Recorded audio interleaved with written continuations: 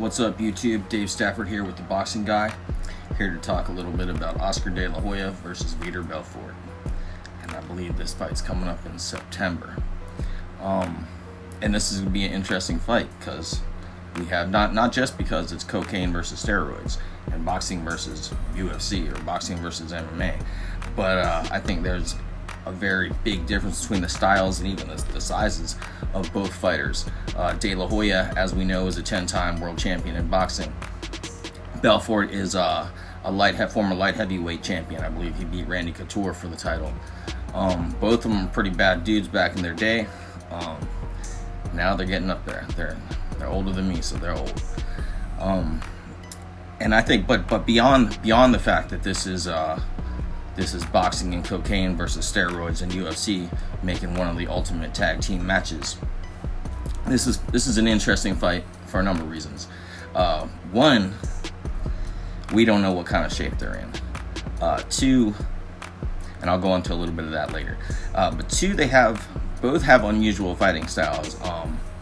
I was watching Chael Sonnen the other day, and he made the interesting comment that when he was watching Vitor Belfort train, Belfort, he starts his combinations with his rear punch instead of his lead jab, and I'm not saying he's going to do that in the fight. He might try to actually box De La Hoya, but I would doubt it because he's known for starting those combinations with his rear hand, which is very unusual. You usually will initiate and start a combination with your left hand or your lead hand.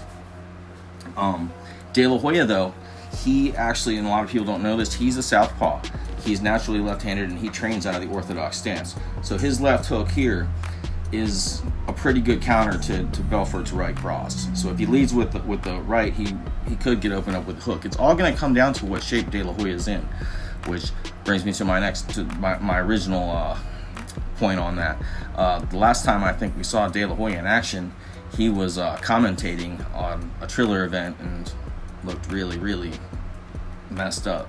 I don't know if he was on tequila, a lot of tequila, or if he had some other stuff mixed in there too. I don't care who it is. I don't care who it is.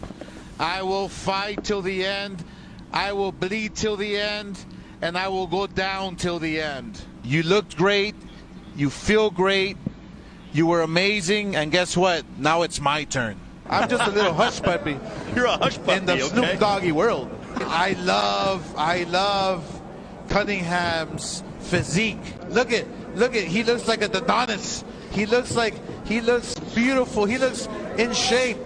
Hey, Al, look at the way he's making him a miss. Al, I know you're a straight arrow guy, but how is it feeling high for the first time? But I don't know. If he's taking this seriously, I think De La Hoya he's gonna mop him up. Vitor Belfort, to win this fight, he's gonna have to jump on De La Hoya, and if it gets out of the first round, I don't see Vitor Belfort doing anything against even somewhat in shape De La Hoya in a boxing match. But either way, I thought that was interesting and kind of crazy. All these older guys are coming back, and so many boxing guys are fighting UFC guys, and it's good because it's good for the sport. You get a lot of money. People get entertained. A lot of people say that it's bad for the sport. We shouldn't be seeing all this crossover shit, and I get that. I mean, we want to give ranked boxers a shot, but De La Hoya is retired. I don't have a problem with some of these retired fighters fighting these MMA guys. I think it's interesting to see, and it just shows you how specialized boxing really can be.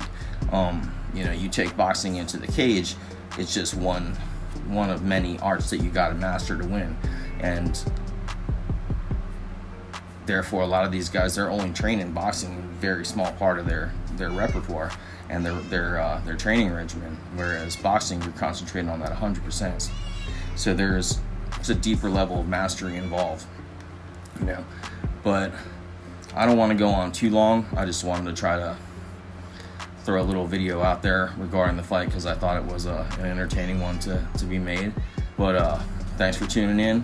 Please hit that like and subscribe button. I'll be back with more boxing instructional videos and more analysis of some fights later on down the line. Catch you next time.